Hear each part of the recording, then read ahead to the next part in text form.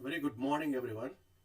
Today I am here with a new topic called Vivekanand concept of personality. Several times in my earlier videos, I've described about the word called personality.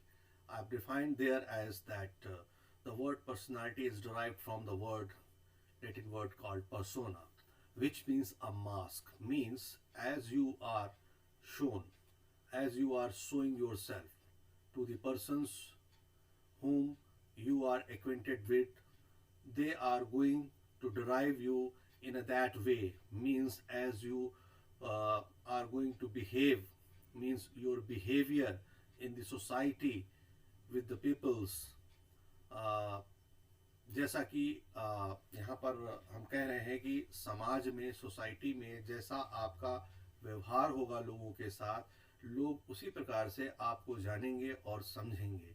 तो अगर हम अच्छी personality चाहते हैं तो हमें अपने व्यवहार में, अपने आचरण में, अपने स्वास्थ्य में, अपनी बातचीत में, अपने परिधान में वैसा ही परिवर्तन भी लाना पड़ता है।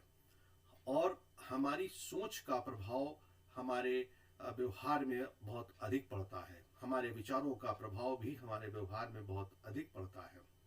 हम जिस प्रकार की फीलिंग रखेंगे, जैसे हमारे थॉट्स होंगे, वैसे ही हमारा बिहेवियर होता है।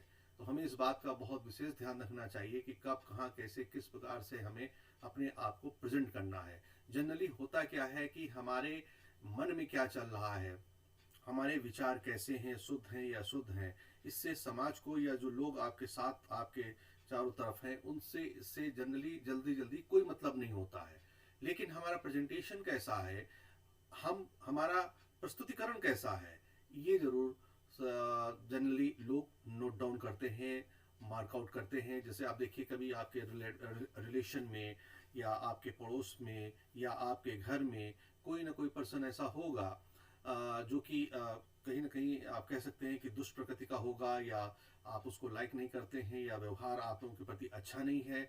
लेकिन कोई दूसरा पर्सन आता है और उसको वो तुरंत खड़े होकर प्रणाम करता है, आदर सम्मान देता है, उसको चरण स्पर्श करता है, उसको चाय पानी ऑफर करता है, खाना पूछता है, तो वो बहुत ही स्वस्थ दिमाग के साथ उससे विदा लेगा और उसकी प्रशंसा करेगा जाके कि बहुत अच्छा व्यक्ति है, क्योंकि उसका आचरण उस व्यक्ति के साथ अच्छा ही था, अच्छा रहा है, जबकि आपके प्रति नहीं है। तो यहाँ देखिए, बात को समझने की आवश्यकता है कि मनुष्य का आचरण इंडिविजुअल टू इंडिविजुअल भी परिवर्तित होता रहता है। ठीक है। तो पर्सनालिटी कोई एक ऐसा नहीं है कि किसी एक बात से लेकर जनरली अब ऐसा नहीं है कि आप जैसे गाली देते हैं, या आप कहने का मतलब आप जैसे बहुत ज़्यादा लूज टॉक करते हैं, या आप बहुत अच्छा बोलते हैं, और भी बहुत सारी चीज़ें देखा जाए अगर हैं आप में, तो उससे ये कहीं मतलब नहीं डिफाइन हो पाता है कि यही आपकी पर्सनालिटी है। क्योंकि ओवरऑल अगर हम देखें तो बहुत सी चीज़ों का मापदंड कहीं ना कहीं एक पर्सनालिटी निकालती है कि क्योंकि किसी एक बात से यदि हम नाराज हैं तो उसी बात से हम निकाल ले कि आप बहुत गंदे व्यक्ति हैं। तो जनरली ऐसा होता नहीं, आप बहुत अच्छे व्यक्ति होते हैं। लेकिन आपकी कोई एक बात हमें समझ में नहीं आई, या आपकी कोई एक आचरण ऐसी, मतलब एक दो कोई ऐसी बातें समझ में नहीं आई, तो हमने कह दिया आप बहुत गंदे पुरुष हैं। तो जनरली ऐसा नहीं होना चाहिए, और जनरली देखो तो ऐसा ही हो जाता है। ठीक है। तो पर्सनालिटी को समझना बहुत ज़्यादा ज़रूरी है। अब जैसे कि हमारे बहुत ही रिनाउंड पर्सन हैं स्वामी विवेकानंद जी, इनको कौन नहीं जानता है। ठीक है। तो विवेकानंद के बारे में सभी लोगों ने जनरली, अगर विवेकानंद जी का नाम आता है तो हम जो है शिकागो सेमिनार को ज़रूर याद करते हैं। जनरली इस बात को हम सुनते चले आए हैं कि शिकागो सेमिनार में विवेकानंद जी ने जब जीरो पर बोलना शुरू किया था तो वहाँ तालियों की गड़गड़ाहट हो गई थी। लोग बहुत मंत्रमुग्ध हो गए थे कि वाह, क्या कितनी अच्छी स्पीच है। नो डाउट स्पीच का प्रभाव तो पड़ता ही है। उसी स्पीच से देखिए उनकी एक ऐसी पर्सनालिटी बन गई, एक ऐसा व्यक्तित्व बन गया, और कि उसको लेकर लोग बहुत विचार करने लगे, सोचने लगे कि अरे वाह, ऐसे ही लोग क्या भारत में हैं। भारत में इतना अच्छा लोग वो बोल सकते हैं। जो उस स्पीच से पहले उनकी मानसिकता थी, धारणा थी, सोच थी भारत को लेकर, कहीं ना कहीं कुछ परिवर्तन आया। तो विचार करने की बात है कि पर्सनालिटी तुरंत बनती है और तुरंत मिट भी जाती है। देखिए, पर हमारी अगर 100 साल की उम्र है, 100 साल में बहुत सारे चेंजेस हमारे लाइफ में आते रहते हैं। कभी कभी वातावरण के हिसाब से, माहौल के हिसाब से हम कई चेंजेस अपने आप में लाते हैं। तो पर्सनालिटी कभी इस तरह से कभी उस तरह से लोगों के सामने प्रस्तुत होती है, लेकिन आदमी का एक ओरिजिनल नेचर होता है, एक ओरिजिनल स्वभाव होता है कि वो इंट्रोवर्ट है या एक्सट्रोवर्ट है, या वाकई में उसकी फीलिंग्स कैसी हैं या उसके विचार कैसे हैं, तो उसका रिफ्लेक्शन तो उसकी पर्सनालिटी पे पड़ता ही है। फिर वो चाहे कितना भी अधिक बुद्धिमान या क्लेवर क्यों ना हो, या अपने आप को अच्छा बनाने का प्रयास क्यों ना करे, जबकि वो ऐसा है नहीं। बहुत सारी बातों को ध्यान में रखकर ही कभी कभी हमें किसी की पर्सनालिटी को मतलब डिफाइन करना चाहिए कि यस, इसकी ये पर्सनालिटी है।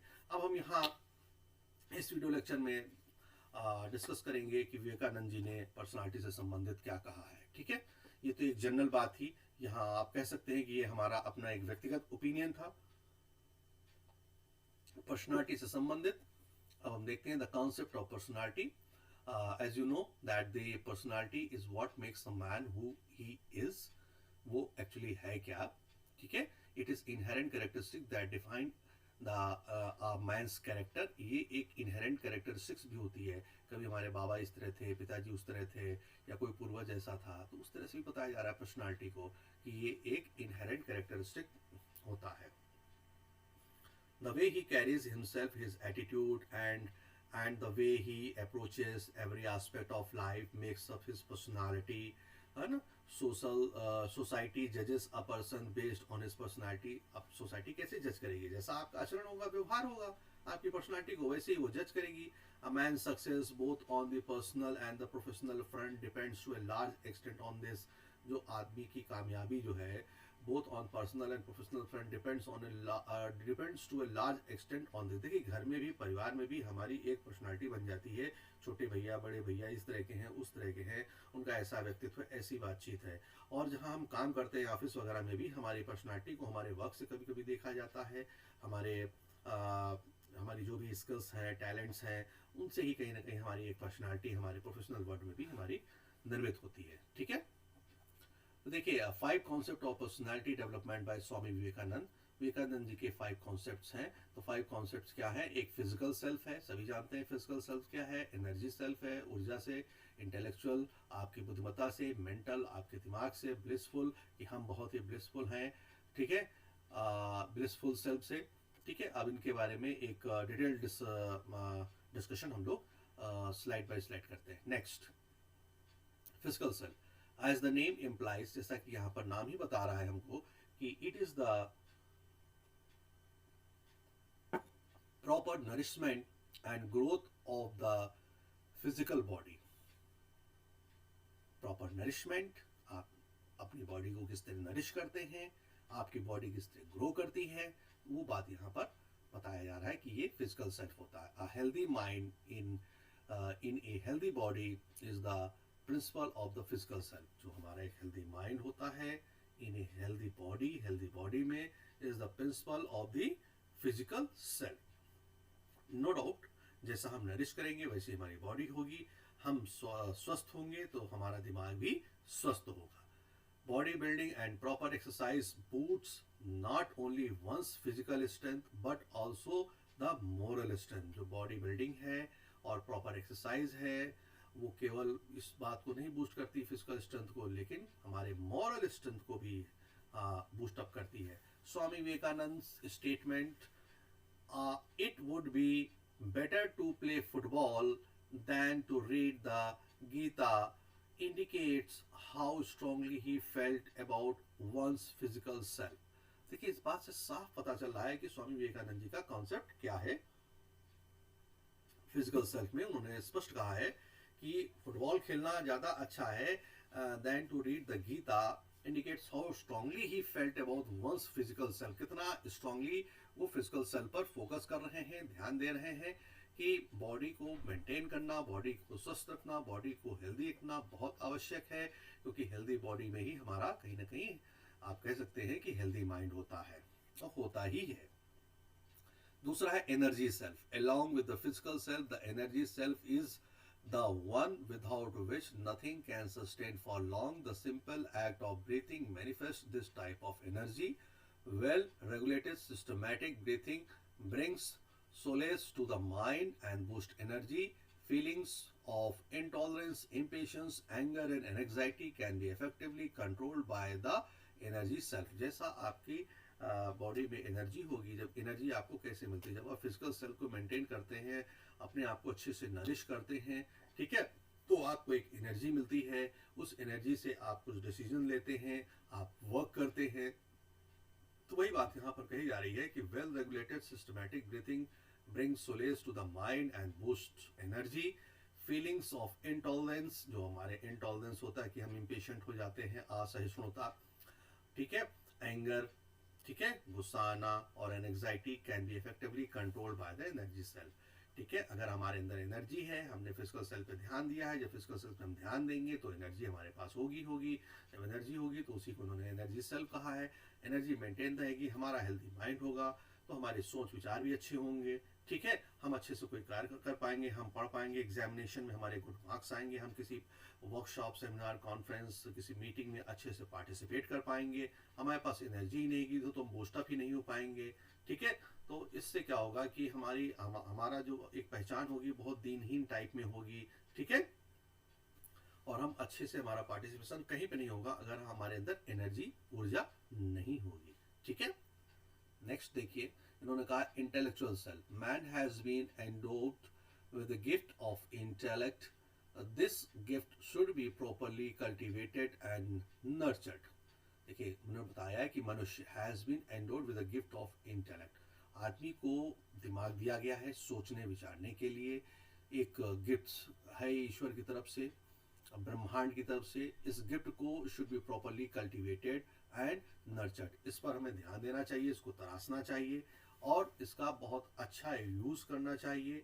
इसको यूज़ हम कैसे कर सकते हैं? जब हमने फिजिकल सेल्फ पे ध्यान दिया, फिजिकल सेल्फ से हमारा एनर्जी सेल्फ मेंटेन हुआ, जब हमारा एनर्जी सेल्फ मेंटेन होगा तो हमारा इंटेलेक्चुअल सेल्फ भी अच्छा मेंटेन होगा, ठीक है। तो reading good books and literature that stands the test of time invigorates the mind. हम अच्छी अच्छी बुक्स पढ़ें, पुस्तक पढ़ते हैं, ठीक है, तो हम कहीं ना कहीं बहुत अपने आप को इम्प्रूव करते हैं, हमारी क्रिटिकल एबिलिटीज़ मेंटेन होती हैं, हम इनोवेटिव होते हैं, हम क्रिएटिव होते हैं। तो इसलिए रीडिंग बुक्स हमारे लिए बहुत ही कह सकते हैं बहुत अच्छा तरीका है। It's a good way to maintain our intellectual self. So the intellectual self is stimulated by the reading of books on philosophy, moral science and biographies. As Swami Vivekananda says, fill the mind with high thoughts, highest ideals, place them day and night before you, and out of that will come great work.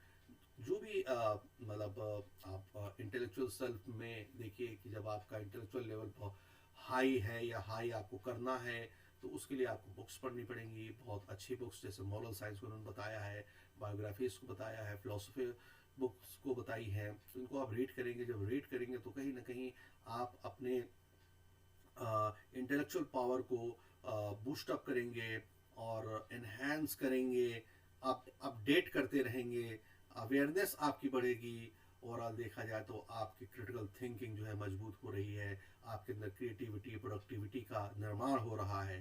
तो इस तरीके से हम अपने intellectual self को और अधिक maintain कर सकते हैं। इंटेलेक्चुअल सेल्फ से पहले हमारा फिजिकल सेल्फ, ठीक है, हमें ध्यान देना है। फिजिकल सेल्फ बाद हमारा एनर्जी लेवल, उसके बाद हमारा इंटेलेक्चुअल सेल्फ आता है। फिर हम देखते हैं mental self. A strong mental self is required for the grooming up of the personality. The mind by nature is restless. It wanders here and there and makes us deviate from our objective. Full control over the mind is a must for everybody. For this, calmness of mind and concentration are necessary and should be cultivated. देखिए, आपका mental self में यहाँ पर कहा जा रहा है कि जब एक स्ट्रॉन्ग मेंटल सेल्फ की आवश्यकता हर मनुष्य को, हर प्राणी को होती है। कहने का मतलब है आपका, यदि आपके माइंड पर कंट्रोल है, control, full control over the mind is must for everybody, ठीक है। अगर कंट्रोल होगा तो आपको मालूम है कब, कहाँ, कैसे, किस प्रकार से क्या बातचीत करनी है, क्या बातचीत नहीं करनी है, किससे क्या व्यवहार रखना है, कैसे व्यवहार रखना है, हमारा आचरण कैसा होना चाहिए, हमारी व्यवहारिकता कैसी होनी चाहिए, हमारा प्रस्तुतिकरण कैसा रहना चाहिए, ठीक है। तो वही बात यहाँ पर कही जा रही है कि full control over the mind is must for everybody. For this calmness of mind and concentration are necessary and should be cultivated. आप आपका कंसंट्रेशन जो होता है वो बढ़ता है। जब आप मेंटल सेल्फ पे ध्यान देते हैं अपने कंसंट्रेशन पावर को बढ़ाइए, ठीक है। अगर कंसंट्रेशन मतलब आपको फोकस करना आना चाहिए, ठीक है। किसी भी चीज़ पर अगर आपके अंदर कंसंट्रेशन नहीं होगा तो आप इंटेलिजेंट सेल्फ को भी मेंटेन नहीं कर सकते हैं। इंटेलिजेंट सेल्फ में जैसे कहा है कि आप बुक्स पढ़िए, अच्छी बुक्स पढ़िए, तो बुक्स वगैरह पढ़ने के लिए आपको कंसंट्रेशन की आवश्यकता है। कंसंट्रेशन सब में होना चाहिए, और कंसंट्रेशन तभी डेवलप होता है जब आपका इंटरेस्ट होता है। इंटरेस्ट भी कहीं ना कहीं एक ऊर्जा से ही आती है, तो एनर्जी सेल्फ मेंटेन करना है, और ऊर्जा आती है आपका फिजिकल सेल्फ से, नरिशमेंट से, तो हमें उस पर भी ध्यान देना है। जैसे कि देखिए यहाँ पर कहा जा रहा है, शुरुआत में ही कह दिया गया है, a strong mental self is required for the grooming up of the personality. The mind by nature is restless, ठीक है। It wanders here and there and makes us deviates from our objective. बहुत जल्दी ही हम अपने objective से भटकने लगते हैं, तो हमें भटकना नहीं है, हमें अपने कंसंट्रेशन लेवल को बढ़ाना है, और बहुत काम और क्वाइट होकर कोई डिसीजन लेना है, या किसी वर्क में हमें फोकस करना है। हमें बहुत जल्दी जल्दी डेविएट नहीं होना है। फिर हमारा आता है ब्लिसफुल सेल्फ। देखिए, ब्लिसफुल सेल्फ ऑफन कॉल्ड आनंदोमय कोश, आनंदोमय कोश, ठीक है, is the ultimate goal of mankind. हर कोई इसको पाना चाहता है, ठीक है, आनंद में, सुख में रहना चाहता है। To be a man of personality one has to reach this stage. अगर आप एक अच्छी पर्सनालिटी चाहते हैं तो आपको इस स्टेज में पहुंचना ही पड़ेगा। Where only bliss of ananda prevails, जहां पर केवल आनंद ही आनंद है। He who has reached this stage can face the world with a smile। जो इस स्टेज में पहुंच जाएगा वो, कहने का मतलब है, can face the world with a smile. सारे संसार को, भूमंडल को एक स्माइल के साथ फेस कर सकता है। Neither joys nor sorrows of any kind stand in this way. इस वे में, इस स्टेज में आपके पास नाइदर जॉय नॉर सॉरो, आप इन सब से परे होते हैं। Of any kind stand in this way. आप क्योंकि एक कहने का मतलब है, आपके अंदर एक क्लैरिटी आ जाती है कि what is right and what is wrong का डिसीजन लेने की क्षमता आपकी बढ़ जाती है, और क्या सही है, क्या उचित है, क्या अनुचित है, इस पर आप जो है बहुत अच्छा वर्क कर चुके होते हैं। तो आप जो है सांसारिक चीज़ों में अधिक ग्रसित नहीं रहते हैं। जिस बात की या जिस वस्तु की जितनी आवश्यकता है, आपके शरीर की क्या आवश्यकता है, एक लिमिट में जितना भी आवश्यक है, बस आप उतना ही ध्यान देते हैं। आपके अंदर से एक अति वाली चीज़ समाप्त हो चुकी होती है, और आप एक आनंद का अनुभव कर रहे होते हैं इस ब्लिसफुल सेल्फ स्टेज में। तो वही बात यहाँ पर कही जा रही है, the blissful self often called आनंदमय कोश is the ultimate goal of mankind. और हर कोई, चाहे ओपन हो चाहे दबी इच्छा हो, हर कोई आनंद को प्राप्त करना चाहता है। और आनंद की प्राप्ति के लिए आपको सत्य से अवगत होना पड़ेगा कि सत्य क्या है, ट्रुथ क्या है। आप जब उस वास्तविकता को जान लेते हैं, जैसे हमारे पास एक मकान है, 2 मकान, 4 मकान, 10 मकान हो जाए, प्रिपरेशन तो इस हाउस बिल्डिंग की हम इस तरह से करते रहते हैं जैसे हमें हमेशा यहीं रहना है। और जबकि फैक्ट क्या है, हमारी आवश्यकता अनुसार हमें एक घर की आवश्यकता है या 10 की, आंसर मिलता है एक घर। अब घर में भी आपको 10 कमरे की आवश्यकता है या 1 या 2 कमरे की आवश्यकता है, तो आपके अंदर से आंसर आता है मुझे रहने के लिए 1 कमरा चाहिए। और कोई हमारे साथ में है तो उसको रहने के लिए 1 कमरा चाहिए, या कोई हमारा मेहमान आ जाए तो उसके लिए 1 कमरा हो जाना चाहिए। आप उतने में यदि ये अंडरस्टैंडिंग आपके अंदर आ जाती है, ये अंडरस्टैंडिंग लेवल मतलब एक नेचुरल एक्सेप्टेंस आपके अंदर आ जाता है, सहज स्वीकृति, ठीक है, कि आपका जीवन किस लिए है। 10 रसगुल्ला खाने के लिए है जो आपको एक स्वाद दे रहा है, या 1 रसगुल्ला खाने में जो आपको आनंद मिल रहा है, भाई 10 रसगुल्ला खाने में भी आपको वही आनंद मिल रहा है। जबकि 1 रसगुल्ला खाने से आपका कोई नुकसान नहीं होना है, 10 रसगुल्ला खाने से आपको इंडाइजेशन का सामना करना पड़ सकता है, ठीक है।